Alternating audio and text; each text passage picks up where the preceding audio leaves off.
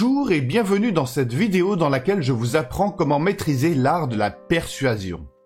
Donc restez bien jusqu'à la fin de cette vidéo si vous ne voulez pas manquer ces méthodes très efficaces. Savoir convaincre et persuader, c'est comme la magie. C'est un art qu'on apprend et que l'on développe avec de la pratique et du temps. L'art de la persuasion peut être un outil très puissant tant dans la vie personnelle que professionnelle. Convaincre une fille de sortir avec vous, même si elle était initialement hésitante. Persuader une personne d'acheter un produit ou de signer un contrat. Convaincre une personne avare de vous prêter de l'argent. Une personne qui maîtrise l'art de la persuasion sait arriver à ses fins là où d'autres échoueront. L'art de convaincre et de persuader nécessite de prendre conscience de l'autre avant de pouvoir appliquer d'éventuelles techniques. Et dans cette vidéo, je vous partage 5 techniques très efficaces pour que vous soyez capable de convaincre n'importe qui et sans manipuler.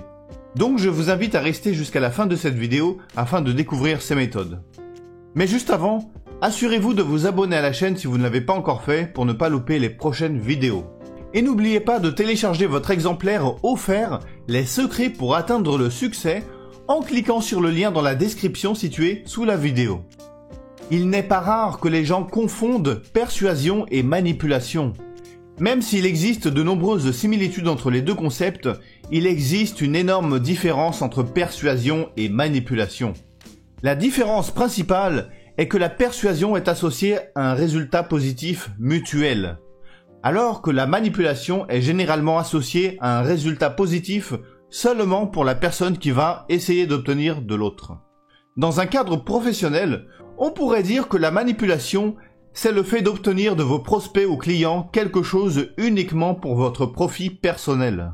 Et la persuasion, c'est le fait d'obtenir toujours de vos prospects ou clients quelque chose pour vos bénéfices mutuels. Les deux passent principalement par la discussion, mais dans le cas de la persuasion, les intentions sont le plus souvent claires et transparentes, alors que dans le cas de la manipulation, elles sont bien souvent cachées. Malheureusement, nous vivons dans un monde où la malhonnêteté et la manipulation se trouvent partout.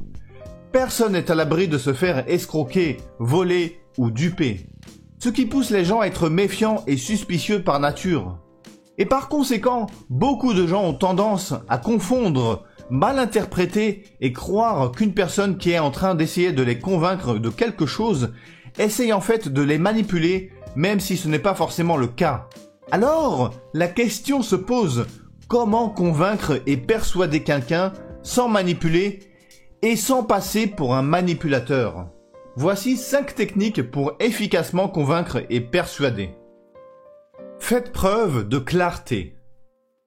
La première étape pour parvenir à convaincre est d'expliquer les choses avec simplicité et clarté. Pour convaincre quelqu'un, vous devez avant tout établir un environnement de confiance. La sincérité et l'honnêteté sont fondamentales.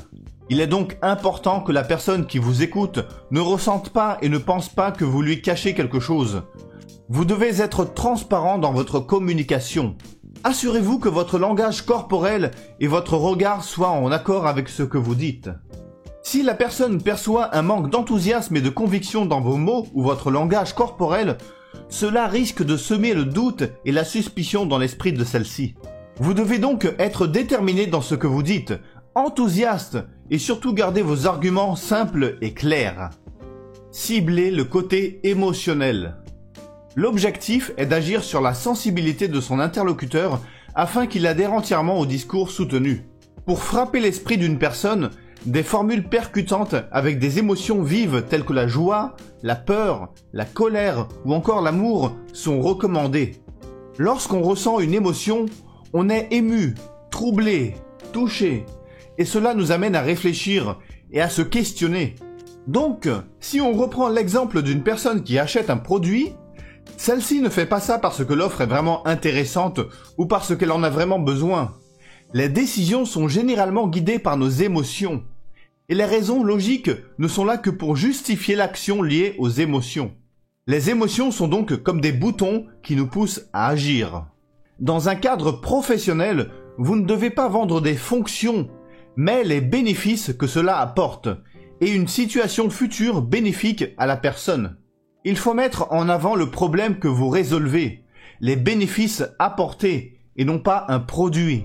Donc, si vous essayez de vendre un aspirateur, au lieu de parler des fonctionnalités technologiques de l'appareil, concentrez-vous sur ce que cela apportera émotionnellement au client. Une meilleure hygiène, un appartement plus propre pour moins d'efforts, et par conséquent une sensation de bien-être et de bonheur chez soi améliorée. Et cela nous mène à la troisième stratégie, trouver le gain pour l'autre. S'il ne fallait retenir qu'une seule de toutes les techniques de persuasion qui existent, c'est sans doute celle-ci qu'il faudrait appliquer pour mieux convaincre n'importe qui à coup sûr. Trouver et mettre en avant le profit pour l'autre. La meilleure méthode est de les aider à visualiser à quel point cela peut être bénéfique pour eux.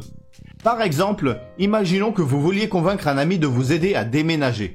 De toute évidence, déménager peut être un processus difficile et long. Il y a beaucoup de travail, beaucoup d'objets lourds à déplacer, et cela peut facilement monopoliser plusieurs heures, voire même plusieurs jours. Votre ami peut donc ne pas être disposé à accepter de vous aider. Donc pour le convaincre, au lieu de parler de tous les meubles que vous devez déplacer et du temps que cela pourrait prendre, parlez à la place du plaisir que vous aurez à fouiller ensemble dans votre vieux bric-à-brac, des pizzas que vous achèterez et mangerez durant les pauses, ou que vous lui donnerez de vieilles choses, telles que votre ancienne console de jeu, ou autres objets que vous n'utilisez plus. À chaque fois que vous voulez obtenir l'adhésion d'une personne, pensez d'abord à chercher ce qu'elle a à gagner, et mettez en avant cet argument. Soyez à l'écoute. Pour convaincre quelqu'un, il est indispensable de prendre en compte l'autre et sa logique propre. Il s'agit d'être en résonance avec ses interlocuteurs, de dire les choses qu'ils voudraient entendre, sans mentir bien évidemment.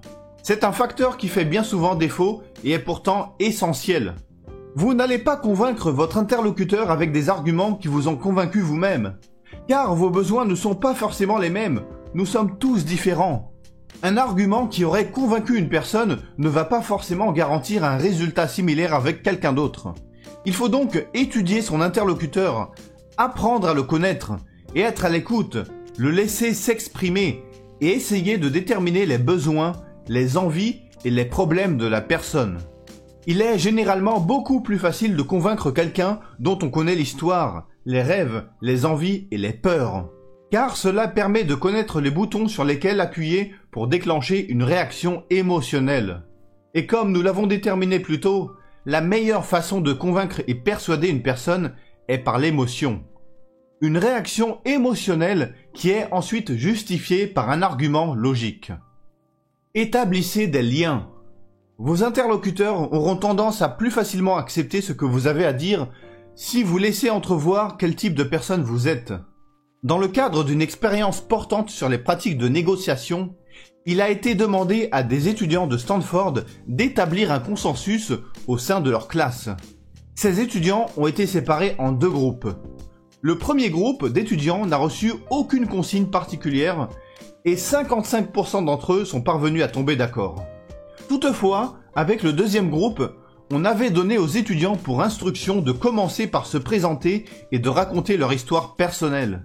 Et 90% de ces étudiants sont parvenus à tomber d'accord.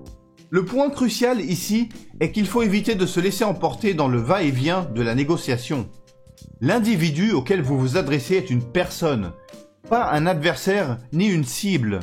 Quelle que soit la force de votre démonstration, si vous ne parvenez pas à établir un lien, il remettra en cause toutes vos assertions.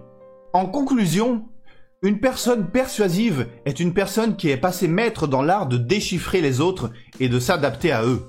Elle sait exploiter l'intelligence émotionnelle des gens pour les inciter à penser comme eux. En ajoutant ces techniques à votre répertoire, vous vous apprêtez à rejoindre ce groupe très sélect, tant dans le cadre personnel que professionnel. Si vous avez aimé cette vidéo, merci de liker, partager, commenter et surtout de vous abonner à la chaîne si vous ne l'avez pas encore fait. Je vous invite également à télécharger gratuitement mon exemplaire « Les secrets pour atteindre le succès » en cliquant sur le lien situé dans la description en dessous de la vidéo et on se retrouve très vite pour une prochaine vidéo.